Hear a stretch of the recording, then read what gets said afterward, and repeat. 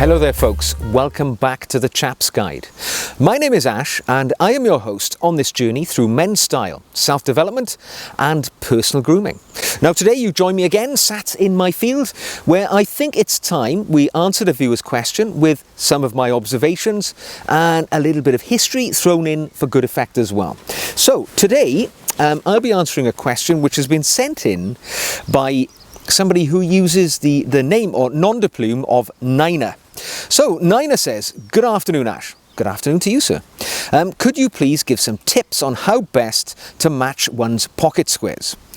I also have a real niche question on men's daywear.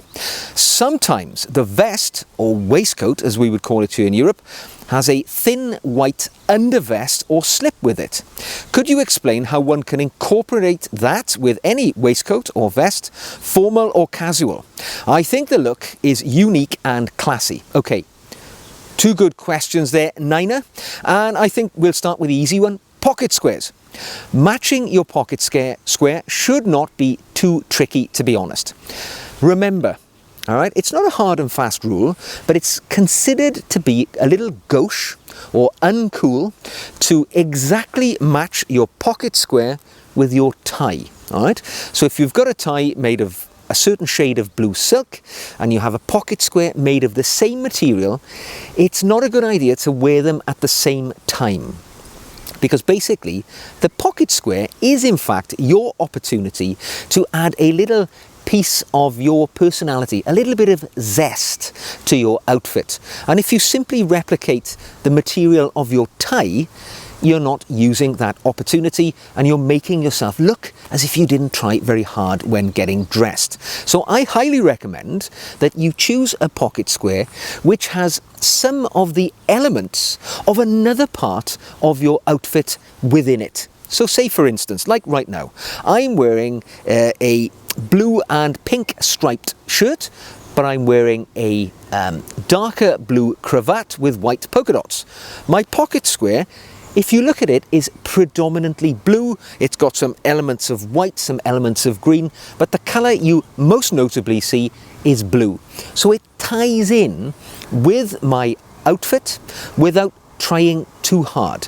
If I was to be wearing a pocket square which exactly replicated the same material on my cravat, it would look as if I'd tried a little bit too hard and it wasn't, it just wouldn't hit the nail on the head.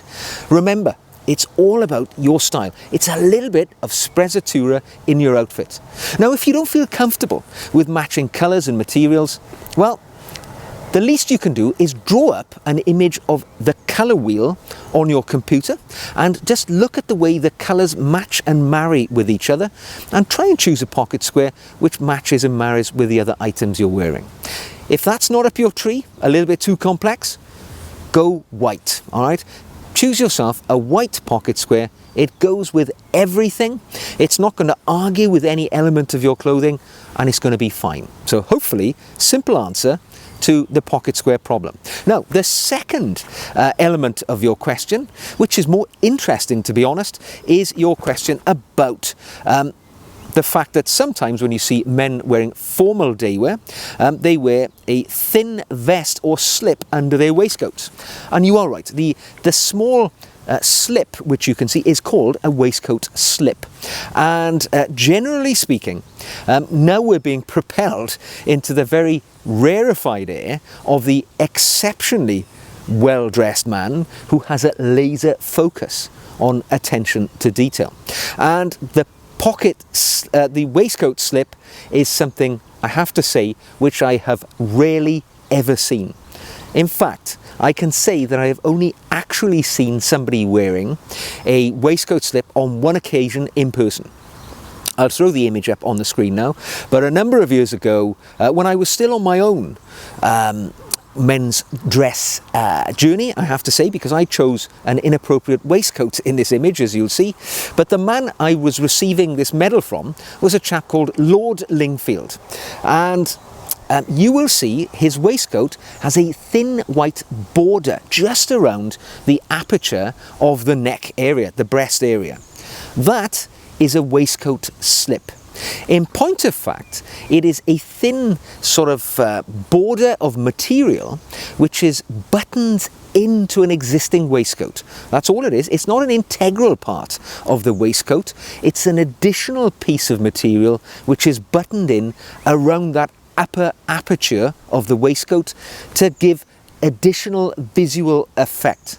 Now that's the only time I've ever seen anybody wearing a waistcoat slip, and as I say, as you can see, we were both wearing formal day dress, which is by far the most formal attire that a gentleman will wear in any social or formal event. The last time I wore formal day dress, and I've only worn it on 2 or 3 occasions, was when I was the recipient of a national honour from a member of the royal family in Windsor Castle. You know, that is the level of formality. So it's not something we see very often.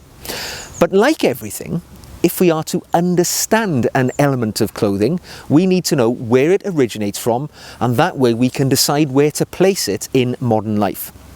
Now, when it comes to the waistcoat slip, it is believed, because it's not entirely sure, it is believed to originate way back in the Regency period, where, well, the intentionally well-dressed man, you know, came of age. This is when the dapper dandy was born, and men really started taking an interest in the way that they looked and the items that they wore. And many very dandy dressing men took to the habit of wearing 2 waistcoats, a waistcoat over the top of another one, in such a fashion that the under waistcoat could be just seen around that aperture at the top of the body, around the breast and neck area. And it was a way of showing a bit more visual effect by showing another colour. That's one of the sort of concepts why people think where the waistcoat slip came from. The other possibility is that the waistcoat slip was simply placed there to stop the dye of the waistcoat transferring onto the white shirt of the wearer. Because of course back then, colour fast dyes perhaps weren't as advanced as they are today, and it might have been that if you wore a bright red waistcoat, some of that colour would leach onto your undershirt, ruining it.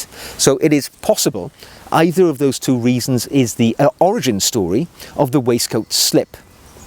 But for sure, they might have come of age perhaps in, maybe a few generations ago in the golden age of men's style, but I think they would have only been worn in the most formal situation. And certainly in the modern era, you will very rarely see this. Now, if you want to see a man who often wears a waistcoat slip, you need look no further than, of course, one of the world's best dressed men, although somewhat conservative in his styling, Prince Charles, the Prince of Wales. Now, I've noticed over the years, with my own eye for attention to detail, that when you see images of Prince Charles when he's wearing formal day dress, also referred to as morning dress, you will see that he wears a waistcoat slip. And you notice it. I think there's some images I can show you of his wedding day where the waistcoat slip is clearly visible, and also other events where you'll find him wearing formal day dress, Royal Ascot, things like that. He always wears a waistcoat slip when the opportunity presents itself. So clearly it does delineate from the ordinary man who perhaps just wears these items, the standard ensemble of clothing, and then there's that person who's one step above, who takes every opportunity to really push the envelope when it comes to the fine dressing. And certainly that's where your waistcoat slip comes into play. Now, in our modern lives, as men who very rarely wear something like formal day dress, I find it very difficult to think of applications where you can bring that waistcoat slip into your daily attire. However, there's no reason not to. If you are, somebody who really loves that attention to detail and you think you could pull it off, why not give it a try? Waistcoat slips can actually be purchased. I did a quick bit of research and I found them for sale. In point of fact, all they need to do is you need to buy the slips. I would suggest taking an existing waistcoat to a tailor who can then provide the buttons and fashion that waistcoat slip, get it buttoned into your waistcoat, and it's going to look exactly how it's intended. It is perhaps a little bit of sprezzatura that you can add to your outfit, which will certainly set you apart from the herd. And as I say, perhaps most people wouldn't even notice, but you would know. You would know you've gone that one step further, and you are the epitome of the intentionally well-dressed man. So there we go, sir. There we go indeed, Niner. I hope you have enjoyed this conversation that we've had today about selecting the ideal pocket square for your ensemble of clothing, and perhaps all about the waistcoat slip and maybe how you can bring it into your rotation of wear, perhaps with your vests or waistcoats. If you have enjoyed the video, I would of course be delighted if you gave it a thumbs up to let me know that you've enjoyed it.